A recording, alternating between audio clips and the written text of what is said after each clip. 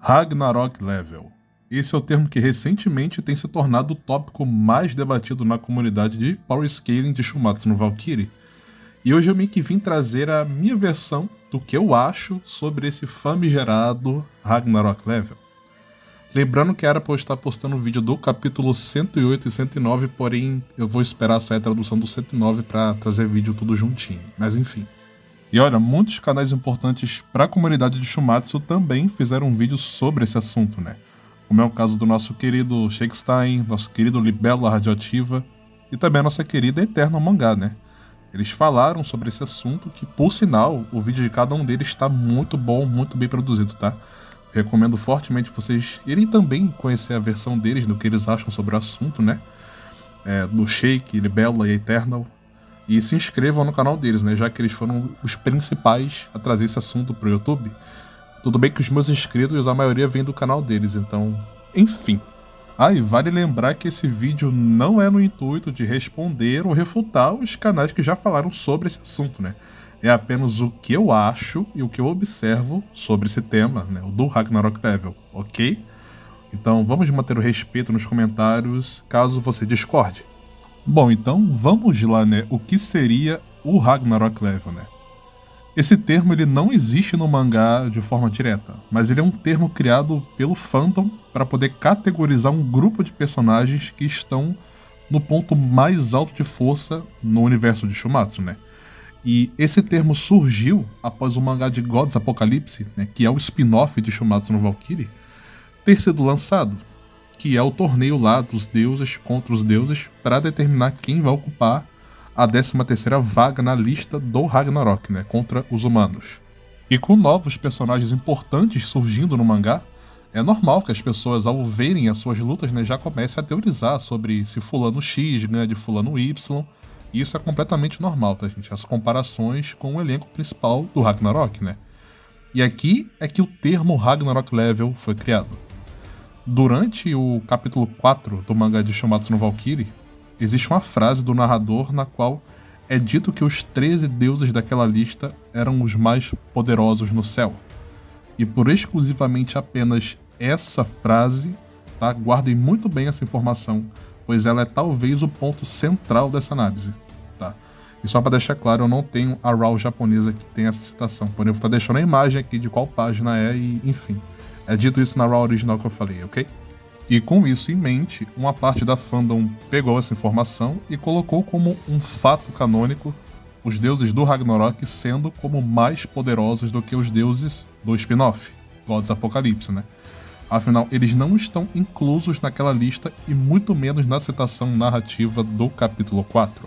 E eu já vou começar dizendo por que eu não concordo com isso, tá? E o primeiro ponto é que a citação desse narrador ela é contextualizada para a situação atual do mangá. A Brunilda no capítulo 1 menciona que o Ragnarok na constituição do Valhalla é um duelo de 13 lutas, 1 contra 1 entre deuses e homens. Logo, por regra de uma constituição que já existia, o Ragnarok ele é limitado a apenas 13 lutadores de cada lado. No caso, vamos contextualizar apenas os deuses, tá? Então, quando é apresentado a lista no capítulo 4, a citação obviamente vai ser falando daqueles deuses da lista, os mais poderosos, pois não tem sentido existir aquela citação para falar dos 13 deuses da lista e ao mesmo tempo ter que falar, olha, esses são os 13 mais fortes, hein? Porém tem mais galera, hein? Tem o Ra também existe o Emadaio, também existe o Wukong, sabe? Percebe como fica escroto a citação que serve apenas para falar dos 13 da lista ter que precisar falar de outros personagens para também se provar a verdade? E aí que eu entro no segundo ponto, tá? Você pode me dizer, tá, mas isso não muda o peso da citação. Ok, e é aqui que entra o meu segundo ponto, tá? Narrativamente o mangá ele apresenta diversas exceções à partes que não fazem parte da lista, né? O Hades ele estava na citação do capítulo 4? Não. O Rajun também estava? Não, também não estava na lista. Então eles são exceções à parte que se provaram no nível do Ragnarok. Isso quer dizer que a citação do capítulo 4 ela é incoerente? É claro que não, né, ô criatura? Apenas basta entender que de um ponto de uma construção narrativa, o intuito dessa citação não é cravar definitivamente Apenas aqueles 13 são os mais fortes da lista e nada mais. Eu vejo diversos argumentos também do tipo, não, mas o Hades só não estava na lista porque ele é do inferno, hein? E o Rajum foi criado momentaneamente, hein? Olha, pelo amor de Deus, a primeira coisa a falar sobre isso é que nunca é criada uma narrativa de que o Hades só não foi chamado porque ele é do inferno e a lista ser do céu. Isso é só um reboladão do grosso para manter a take, tá? E o segundo ponto é, a lista foi criada após a provocação da Brunilda para o chamado do Ragnarok. A gente vê isso no spin-off, né, no capítulo 1 do spin-off, já que o Torneio dos Deuses ocorreu pouco antes do Ragnarok. A lista foi criada com todos os que estavam ali naquela reunião. E sim, o Buda também estava lá, apenas mostrou ele de um outro ponto de vista da reunião. E já que estamos falando de exceções à parte, é aqui que entra o spin-off, né? Os conhecidos deuses exteriores, que são um grupo de personagens que não fazem parte dos deuses ali principais do mangá, né? Entre aspas, pois eles podem ser perigosos, né? Imprevisíveis ou até mesmo incontroláveis. E esse torneio para decidir a 13ª vaga é entre esses deuses exteriores. Ou seja, eles escapam da citação do capítulo 4, pois eles são um grupo à parte, e como apenas um vencedor ali vai ocupar a vaga, a 13ª vaga, por lógica, todos os outros não estariam na lista da citação do capítulo 4, não é? Afinal, é um torneio diferente, então se apenas um vai ganhar, não tem como a maioria deles ser citado no capítulo 4. Fugir da citação do capítulo 4 não significa que automaticamente eles são mais fortes, porém também não significa que eles são explodidos em um segundo para os caras do Ragnarok Level, né? Pois desde o capítulo 1 é criado essa narrativa de que eles são igualmente fortes.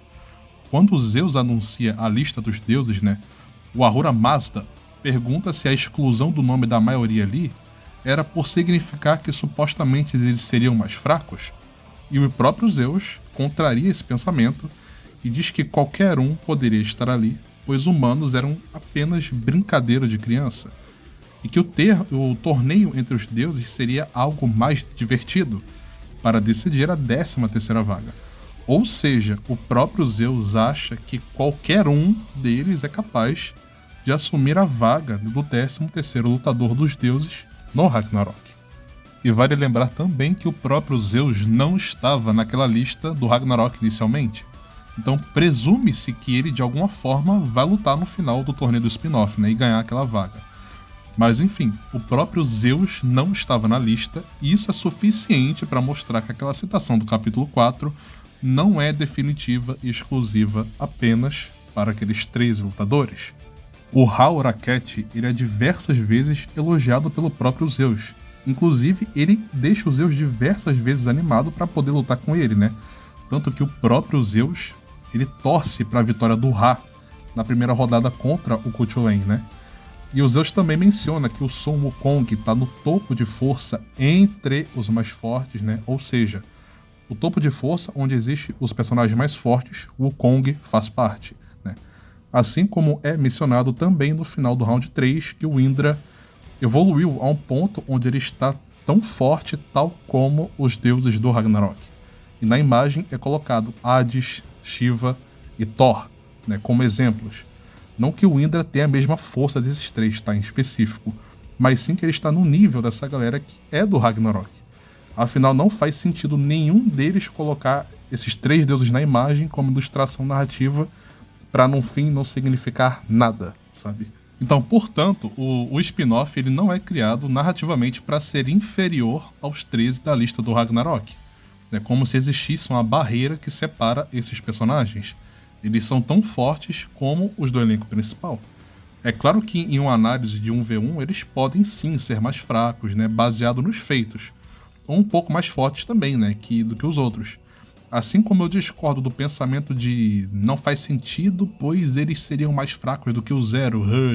Tipo, tá, por que o Zero não poderia ganhar deles, sabe? É um argumento bem exagerado e errado, pois é por isso que se analisa os feitos do personagem, tá? Assim como eu também discordo forte de quem vê o Ra fazendo um show de luzes, né, de brilho, e já coloca ele no topo das tier list porque sim, tá ligado?